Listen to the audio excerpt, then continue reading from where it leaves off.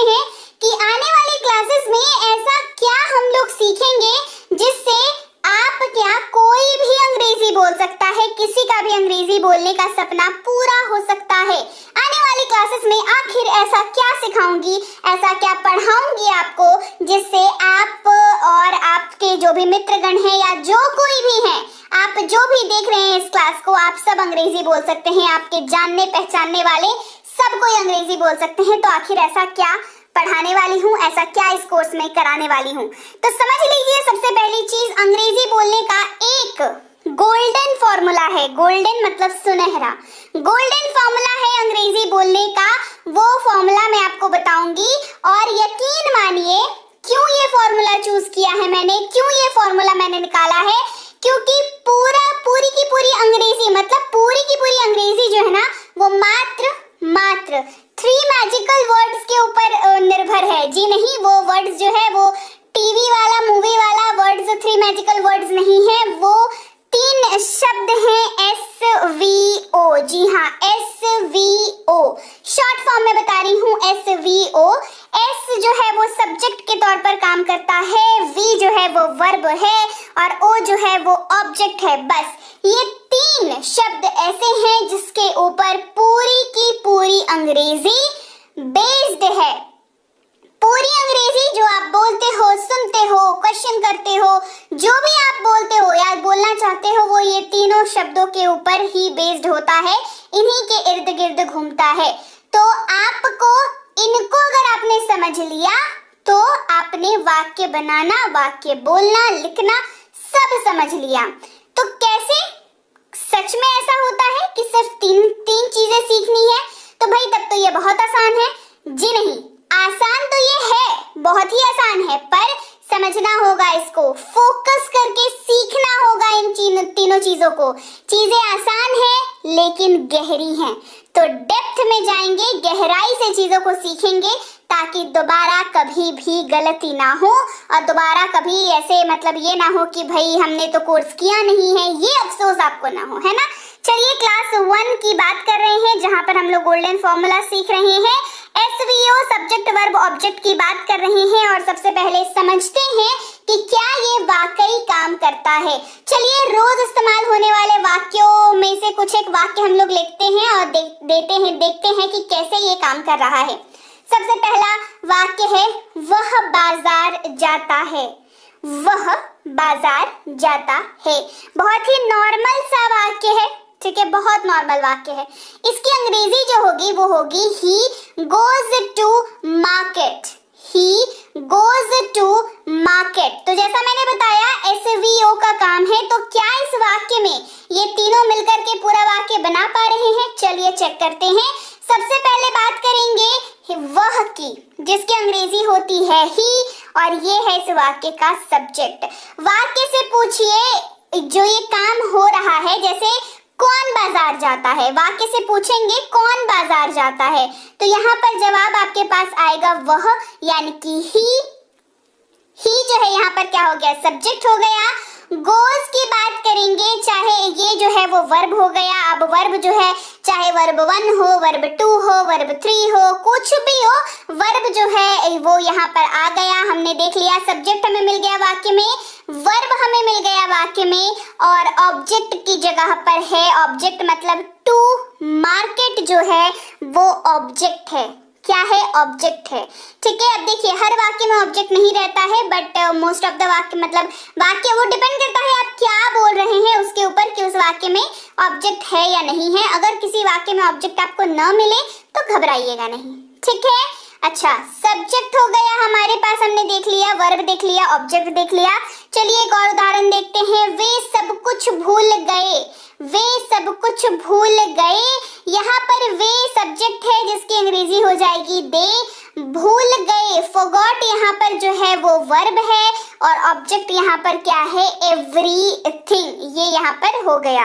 मैं पक्का आऊंगा। मैं पक्का आऊंगा, यहाँ पर मतलब कौन बोल रहा है, कौन आएगा, मैं, है ना। तो मैं यहाँ पर सब्जेक्ट है, और वर्ब यहाँ पर विल कम है, और ऑब्जेक्ट यहाँ पर फॉर श्योर है। तुम ज़बान के पक्के हो। चलिए इसमें देखते हैं कि क्या सब्जेक्ट है, क्या वर्ब है, क्या ऑब्जेक्ट है। यू यहाँ पर सब्जेक्ट है क्योंकि तुम की बात हो रही है। आर यहाँ पर वर्ब है। अ पर्सन ऑफ वर्ड्स ये यहाँ पर ऑब्जेक्ट का काम कर रहा है, राइट। तो आपने देखा इन चारों पांचों उदाहरणों में कि कैसे सिर्फ सब्जेक्ट वर्ब और ऑब्जेक्ट को जानते हुए ये पूरा का पूरा वाक्य निर्माण हुआ, पूरा का पूरा वाक्य बन गया। कि सब्जेक्ट क्या होता है, ये जो मैं बता रही हूँ आपको, subject verb object, subject verb object, examples बता दिए। तो आखिर ये क्या होता है, कैसे काम कर रहा है और ये हमें सीखना चाहिए क्यों, है ना। तो सब्जेक्ट क्या होता है समझिएगा ध्यान से।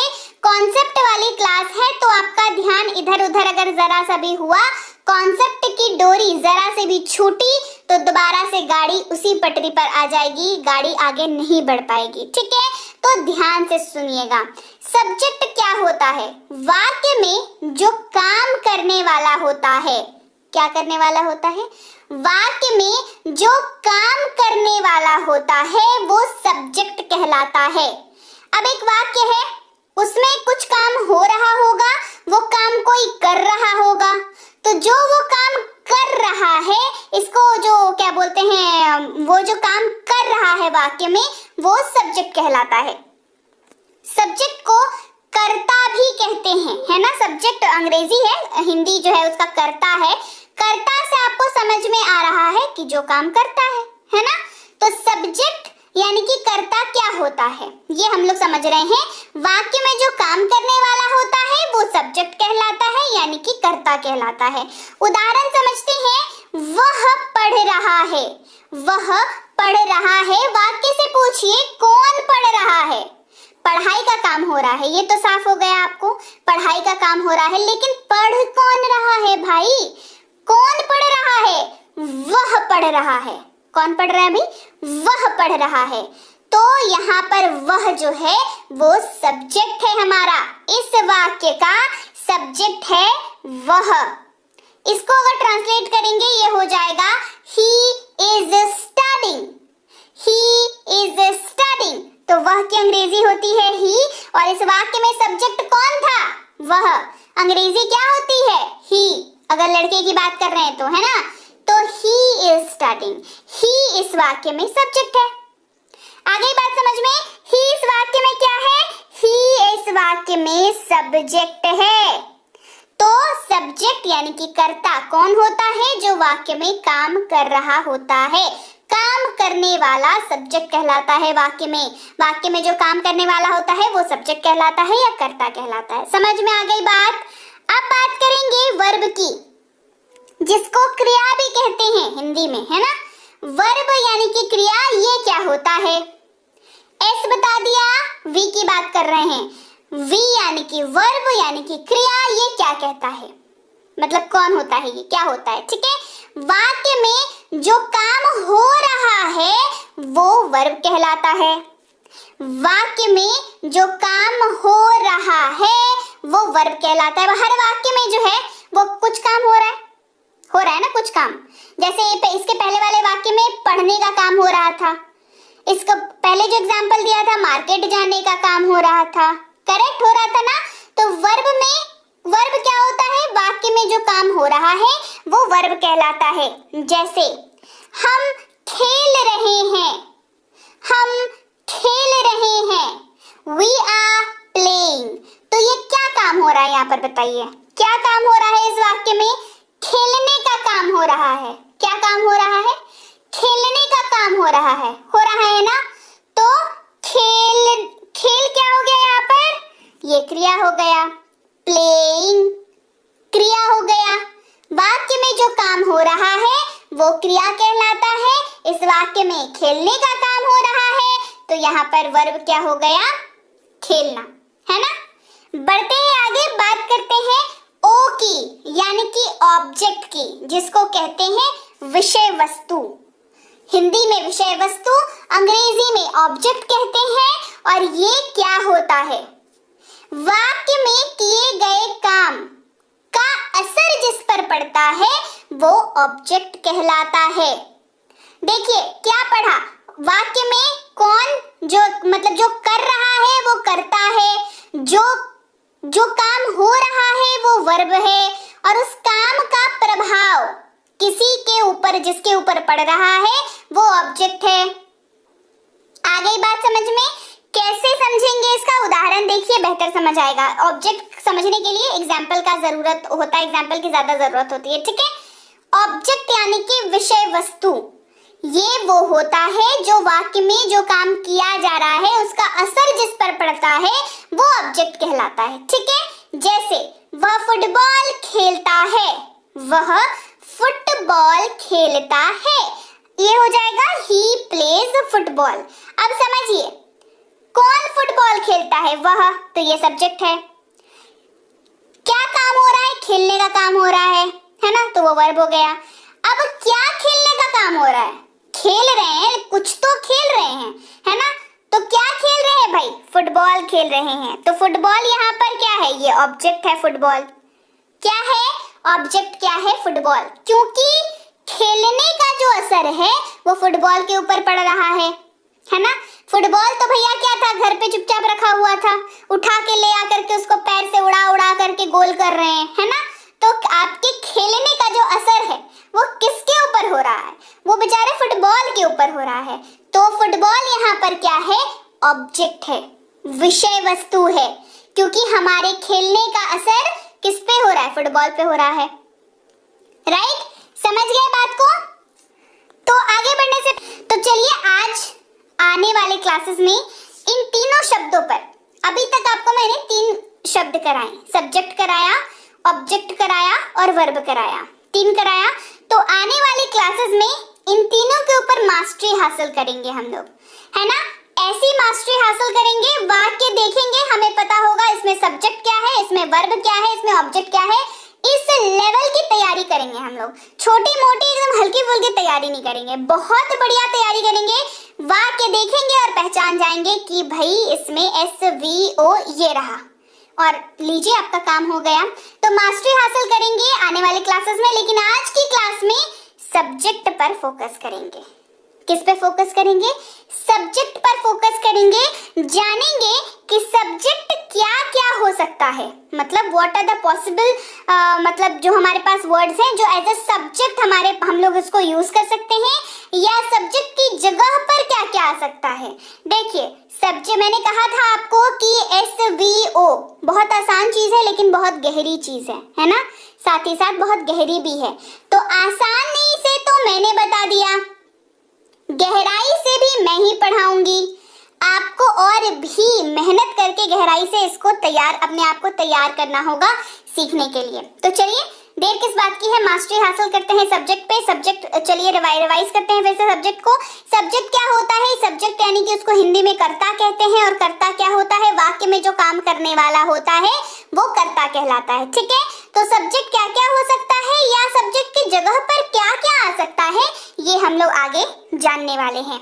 तो सब्जेक्ट की जगह पर आप जिनका इस्तेमाल कर सकते हैं वो है आई, यानी कि मैं, यू यानी कि तुम, आप, तू, ही यानी कि वह या उसने। ये तब इस्तेमाल होगा जब आप जो वाक्य बोल रहे हैं वो वाक्य किसी पुरुष के बारे में बोल रहे हैं, किसी पुरुष के बारे में इस्तेमाल होने वाला है वो वाक्य, तब ही का इस्तेमाल होगा। वह या उसने वाक्य अगर आप बोल रहे हैं किसी महिला के बारे में तो शी का इस्तेमाल होगा। अगर आप कह रहे हैं हम, हमने, हम लोग, तो वी का इस्तेमाल होगा। वे लोग, वे सब, दे का इस्तेमाल होगा। मुझे, मुझको, मी का इस्तेमाल होगा। तुम लोग, आप लोग, तुम सब, यू का इस्तेमाल होगा। हिम, उसे या उसको अगर इस्तेमाल हो रहा है किसी पुरुष के लिए तो हिम का इस्तेमाल होगा। अगर इस्तेमाल हो रहा है उसे या उसको किसी महिला के लिए तो हर का इस्तेमाल होगा। हमें, हमको, हमारे को तो अस का इस्तेमाल होगा। उन्हें, उनको देम का इस्तेमाल करेंगे। मेरा, मेरी, माई का इस्तेमाल करेंगे। तुम्हारा, आपका, तेरा, योर का इस्तेमाल करेंगे। उसका, उसके अगर मेल के लिए इस्तेमाल हो रहा है तो हिज का इस्तेमाल करेंगे। उसकी या उसके अगर फीमेल के लिए इस्तेमाल हो रहा है तो हर का करेंगे। आवर, हमारा, हमारी, हमारे, तो आवर का इस्तेमाल करेंगे। उनका, उनकी, उनके, तो देयर का इस्तेमाल करेंगे। मेरा, मेरी, मेरे, तो माइन का इस्तेमाल करेंगे। तुम्हारा, आपका, तेरा, योर्स का इस्तेमाल करेंगे। उसका, अगर मेल के लिए इस्तेमाल कर रहे हैं तो हिज का इस्तेमाल करेंगे। अगर फीमेल के लिए इस्तेमाल कर रहे हैं उसका या उसकी तो हर्स का इस्तेमाल करेंगे। फीमेल, देखिए दोनों में फर्क है, एक हर है एक हर्स है, ठीक है।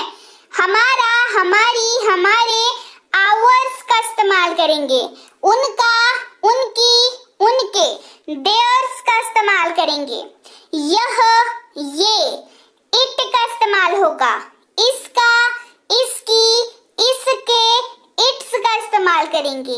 यह, ये, दिस का इस्तेमाल करेंगे। वह, वो, दैट का इस्तेमाल करेंगे।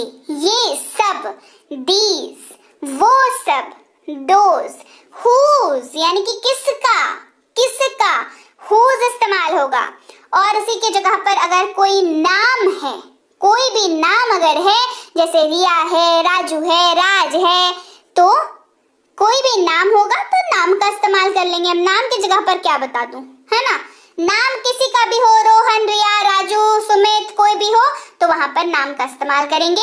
यानी कि ये सब के सब शब्द जो मैंने आपको कराए वो सब्जेक्ट की जगह पर इस्तेमाल होंगे। कहाँ इस्तेमाल होंगे? सब्जेक्ट की जगह पर, वाक्य में सब्जेक्ट की जगह पर इस्तेमाल ये किए जाएंगे। राइट।